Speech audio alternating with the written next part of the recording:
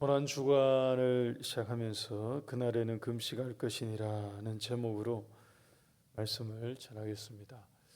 우리 사람이 가지고 있는 욕구 중에 이 먹는 것에 대한 욕구, 식욕이죠. 식욕이 가장 큰 욕구 중에 하나라고 말하곤 합니다. 아담과 하와를 통해서 우리에게 들어오게 된, 이 땅에 들어오게 된 이 죄의 시작, 이것도 먹는 것에 대한 욕심에서 잉태되었다고 봐야 할 것입니다. 하나님이 동산에 있는 모든 나무의 실과는 다 먹을 수 있지만 그 중앙에 있는 나무의 열매는 먹지 말라고 말씀을 하셨는데, 하와는 그것을 볼 때마다 먹지 못하게 된 그것이 먹음직하고, 이게 첫 번째였죠. 먹음직하고 그리고 보암직하고 또 지혜롭게 할 만큼 탐스럽기도 하다고 했습니다. 가장 먼저 생긴 욕심이 먹지 말라고 하신 그것을 볼 때마다 그게 먹음직하게 보였던 욕심, 그 먹음에 대한 욕구가 첫 번째였습니다. 여러분, 하나님은 우리가 먹을 수 있는 것과 먹지 말아야 할 것을 구분해 주셨습니다. 처음부터요. 하나님에게는 뜻이 있고 의도가, 계획이 있으셨던 거죠.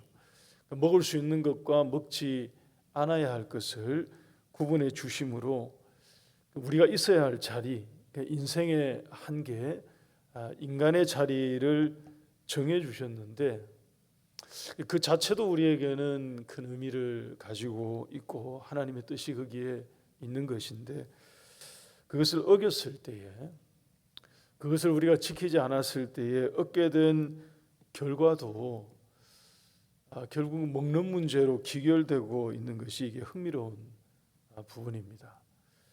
범죄한 아담과 하와가 에덴 동산에서 쫓겨나서 출입이 금지되었습니다. 그들이 자유롭게 먹을 수 있었던 모든 나무의 열매는 다 동산 안에 있었거든요. 하나님께서 그것을 금지하신 것과 같은 것입니다. 이들에게는 그게 금지된 것이 되어버렸죠. 하나님이 그들을 동산 밖으로 내쫓으시면서 새로운 명령을 주셨습니다. 그 중에 이런 내용이 있습니다. 창세기 3장 17절에서 19절의 말씀을 보시면 17절을 보십시오. 아담에게 말씀하시기를 내가 너에게 먹지 말라 한 나무의 열매를 먹었은즉 땅이 저주를 받아서 먹을 것을, 이 내용이 그런 것입니다. 땅이 저주를 받아서 먹을 것을 이제는 저주를 안 준다는 말씀이죠. 그러니까 먹지 말라고 하신 나무의 열매를 먹었기 때문에 땅이 이제 먹을 것 안 준다는 얘기입니다. 그러면서 하시는 말씀이 너는 평생에 수고하여야 그 소산을 먹으리라고 하십니다. 땀을 흘려야 먹을 것을 그 대가로 겨우 얻어서 먹을 수 있다고 하신 것입니다. 여러분, 이 말씀의 취지와 여기에 담긴 전체적인 의미를 생각해 보면 이런 것입니다. 동산 중앙에 있는 나무의 열매를 금하신 그것에 대한 금식은 사실 그 안에 있는 모든 것을 금식하지 않고 다 먹을 수 있게 해주신 하나님의 은총이었습니다. 그런데 금식해야 할 것을 금식해야 할 때 금식하지 않음으로 이게 아이러니하게 모든 것을 금식당하는 일종의 형벌을 동산에서 내어 쫓김으로 실은 사람이 받게 된 것과 같습니다. 여러분, 이 점이 우리에게 보여주는 게 있습니다. 성경에서 묘사된 금식은 기본적으로 형벌의 의미를 실은 담고 있습니다. 모든 금식이 다 그렇다는 게 아니에요. 다른 금식의 의미를 담고 있는 금식들도 등장합니다. 예수님의 광야의 금식, 이런 것도 있죠. 모세가 율법을 받기 전에 40일을 금식한 것도 있습니다. 그런 금식들이 있습니다만, 금식을 명령하신 하나님의 기본적인 뜻은 실은 죄와 관련이 되어 있습니다. 우리 레위기 말씀 한번 보겠습니다. 레위기 23장 26절에서 31절을 한번 보시기 바랍니다. 속죄일에 관한 규례입니다.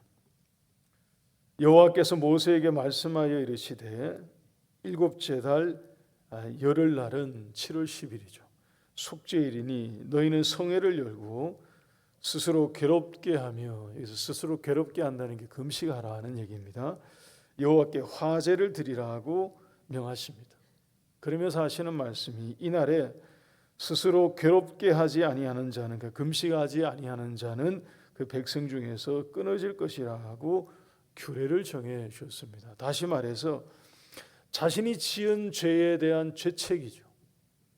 자신이 지은 죄에 대한 죄값으로 먹는 것을 끊음으로 자기를 괴롭게 하는 것, 자기 자신을 괴롭게 한다는 이게 금식의 기본적인 의미였습니다. 그래서 사람들이 금식을 주로 언제 주로 하게 되었느냐 하면 다음의 구절들을 이어서 한번 보시기 바랍니다. 사무엘상 7장 6절, 느헤미야 9장 1절, 다니엘서 9장 3절, 요엘서 2장 12절, 앞에서 보이시는 이 구절들의 내용들을 보시면 이 말씀들이 전부 무엇을 보여주느냐, 전부 무엇 때문에 금식을 했고 그리고 언제 금식을 했는지를 알려줍니다. 방금 전에 보신 레위기 말씀에서 우리가 읽은 것처럼 속죄를 위해서 했습니다. 자신들의 죄를 회개할 때에 그것을 위해서 금식하며 기도했던 거예요. 자기 자신을 돌아보면서 하나님 앞에 고백하는 것입니다. 하나님, 우리가 여호와께 죄를 범했습니다 라고 금식하고요. 그리고 죄를 뿌리면서 금식하고요. 베옷을 입고 금식하고요. 자기의 죄를 붙들고 애통해하면서 하나님 앞에 금식했던 것입니다. 이게 금식에 담겨진 근본적인 의미였고 하나님께서 명령하신 그런 말씀의 내용이었습니다.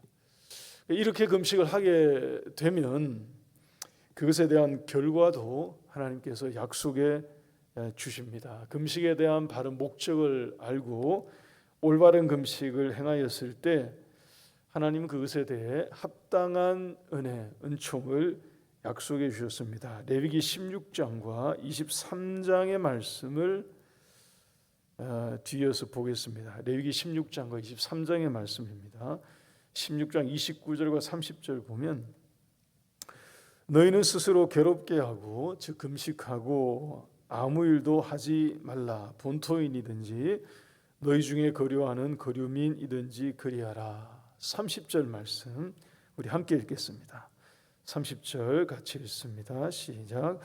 이날에 너희를 위하여 속죄하여 너희를 정결하게 하리니 너희의 모든 죄에서 너희가 여호와 앞에 정결하리라. 이것입니다.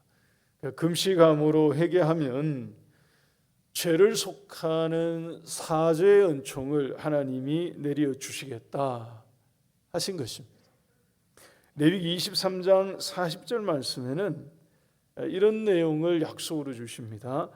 너희가 아름다운 나무의 실과와 종려나무의 가지와 무성한 나무의 가지와 신의 버들을 취하여 너희의 하나님 여호와 앞에서 즐거워할 것이라고 하십니다. 이게 전부 대속죄일 이후에 하나님이 약속해 주시는 은혜의 약속입니다. 이게 회복이죠. 범죄함으로 말미암아 에덴 동산에서 쫓겨나서 모든 나무의 실과를 금지당했습니다. 먹을 수 없다고 하나님께서 금하셨어요. 자기의 죄를 깨닫고 그래서 금식하며 괴로워한 자에게 하나님께서 다시 아름다운 실과를 먹게 해 주시는 그 즐거움, 그래서 하나님을 향하여서 기뻐하고 감사하고 찬양하는 이런 기쁨과 즐거움을 누릴 수 있도록 회복시켜 주시겠다라고 약속하신 것입니다. 여러분, 이것이 금식에 두신 하나님의 뜻이었습니다.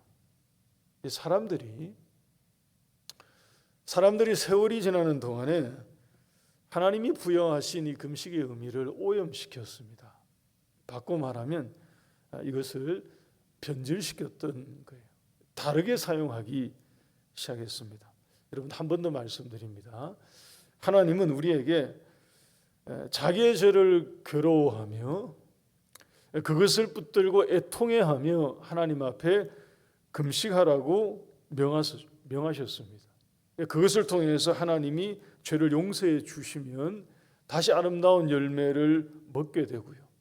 손에 종려나무 가지를 들고 하나님을 찬양하고 기뻐하는 그 회복이 금식에 따른 회복이자 은혜였습니다.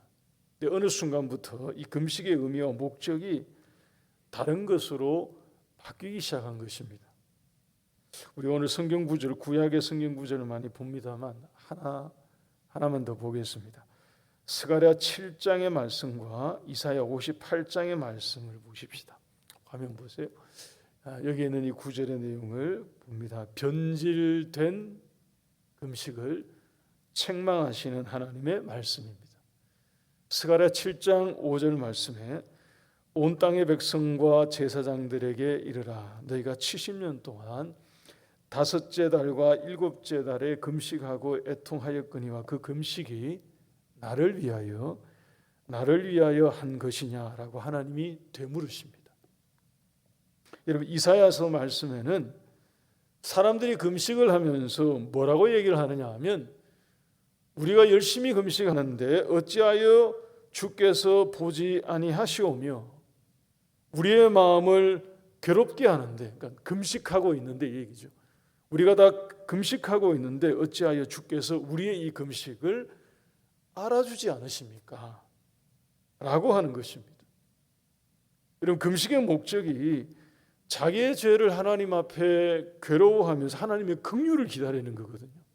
하나님의 자비하심을 구하는 것입니다. 하나님께서 내 이 회개를 금식하면서 회개하는 내 죄를 돌아보면서 하나님 앞에 괴로워하는 이 나의 회개를 보시고 하나님의 은혜를 부어주십시오라고 은혜를 기다리는 것인데, 언제부터인가 사람들이 금식을 통해서 자기의 경건을 보이려고 하는 것입니다. 그리고 그것으로 인정을 받고자 하는 자기 자신을 위한 금식으로 바뀌었다는 말씀이에요. 심지어 사람들이 불평하는 마음을 내비친 것입니다.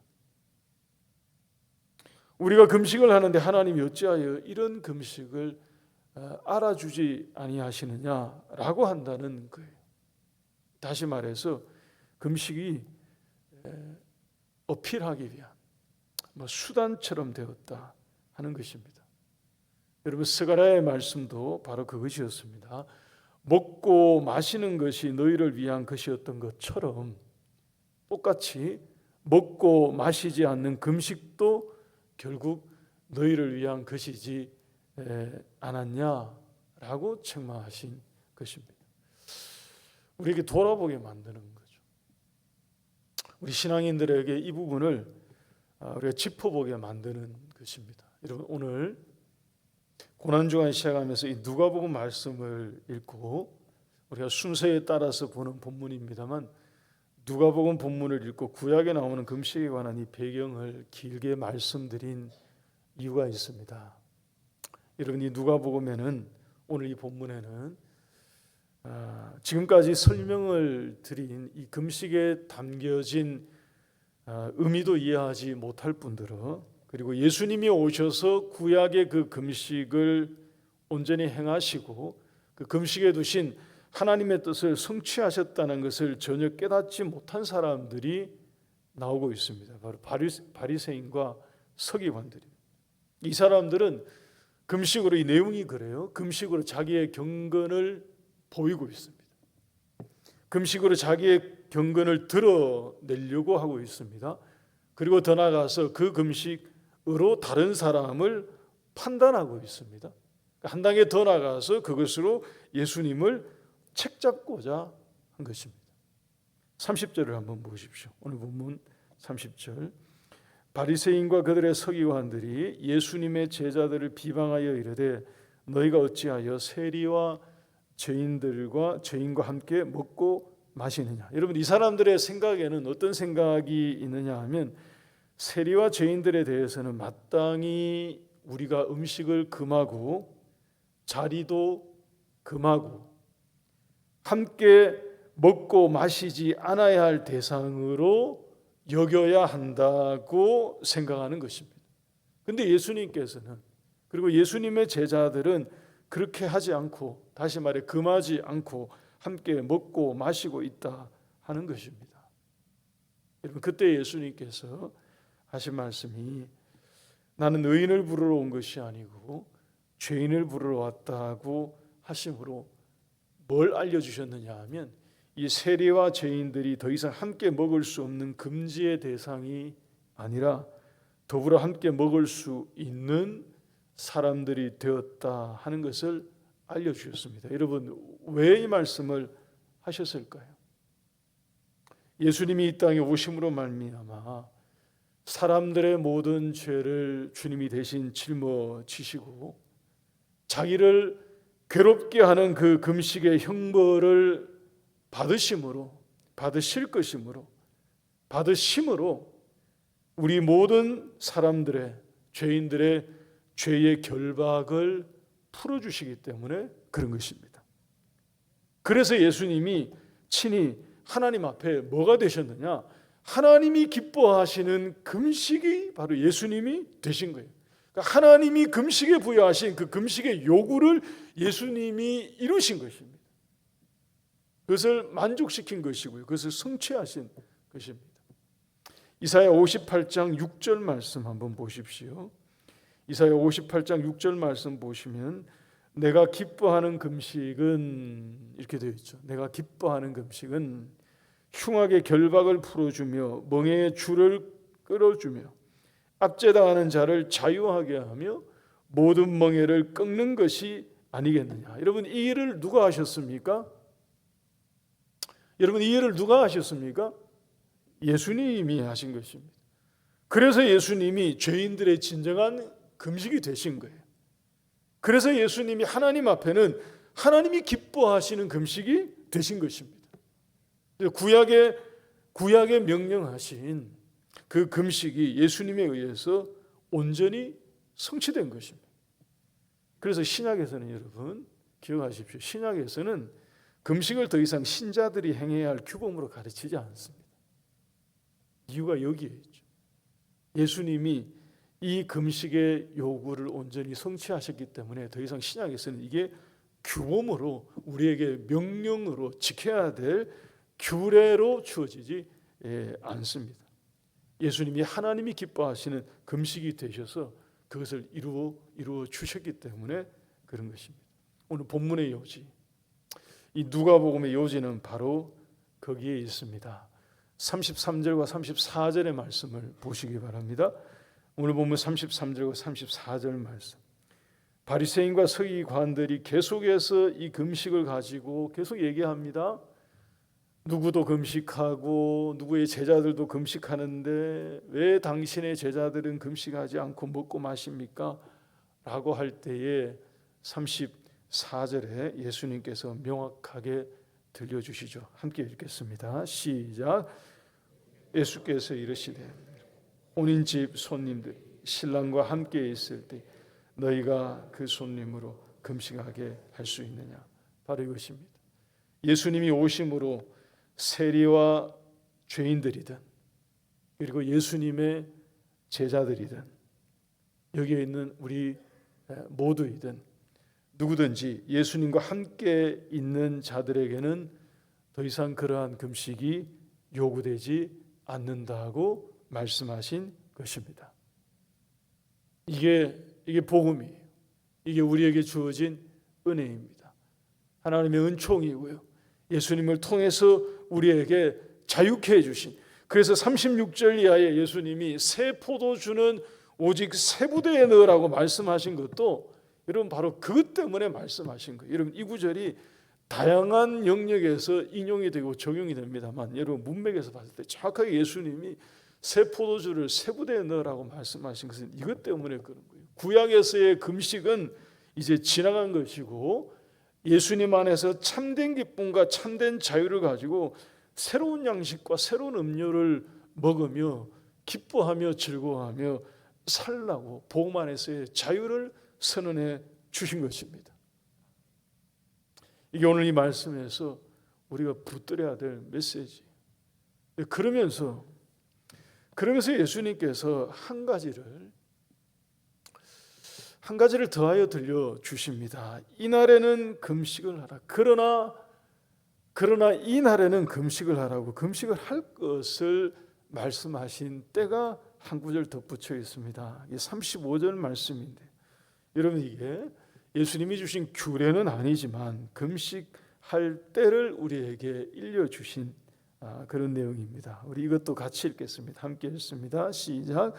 그러나 그날에 이르러 그들이 신랑을 빼앗기리니 그날에는 금식할 것이니라. 여러분 여기에 이들에게 신랑을 빼앗기는 날이 언제이겠습니까? 신랑을 빼앗기는 날이 언제를 말씀하신 거죠? 그렇죠. 예수님이 십자가에서 고난당하시고 죽으시는 날을 얘기한 것입니다. 그날에는 금식하라고 하십니다. 왜 이 얘기를, 금식에 관한 규례가 다 이루어졌고 자유하게 되었고 새 포도를 새 부대에 넣으라고 다 말씀하시는 가운데 왜 이 한 구절을 말씀해 주셨을까요? 여러분 예수님이 십자가에서 죽으시는 바로 그날이 구약에서 금식을 명령하신 대속죄일이기 때문에 그렇습니다. 더 나아가서 그 속죄는 예수님 자신을 위한 속죄가 아니었죠. 예수님이 대신 행해 주시는 그 속죄는 전부 우리를 위한 속죄였습니다. 저와 여러분들의 죄를 예수님께서 대신 짊어주시고 괴로워하시는 그 금식의 형벌을 받으시는 그 속죄일이기 때문에 우리로 하여금 이것을 기억하라고 말씀해 주시는 거예요. 이것을 잊지 말고 그날에는 금식함으로 예수님이 우리를 위해서 그 죄의 고통을 감당해 주신 그 주님의 고난을 묵상하라고, 그것을 잊지 말고 기억하라고 우리에게 알려주시는 것입니다. 그래서 이걸 하라고 말씀하시는 거예요. 한 번 더 바꿔 말씀드리면 그날 구경하는 사람이 되지 말라는 거죠. 그냥 발장 끼고 그 기간을 그냥 구경하는 사람처럼 있을 것이 아니라, 그렇게 흘려보낼 것이 아니라 주님의 그 고난과 괴로움에 동참함으로 예수님의 그 십자가의 고통이 나의 죄로 인한 십자가였음을 우리가 경험하고 체험하고 기억하기를 바라신 것입니다. 여러분 이번 한 주간 우리가 부활절을 앞두고요, 고난주간으로 지냅니다. 세일의 3주차이면서 고난주간으로 우리가 함께 새벽에는 모이기도 하고 이 한 주간을 지내게 될 겁니다. 여러분 이 기간 동안에 권면을 드립니다. 우리가 하루 한 끼 하나님 앞에 같이 금식하면서 주님의 십자가를 묵상하고 그 의미를 되새기는 그런 기간이 될 수 있기를 바랍니다. 우리가 세일에 시작할 때 나누어 드린 그 말씀 노트, 세일의 수책자 뒤쪽에 보시면 금식표가 있어요. 금식표가.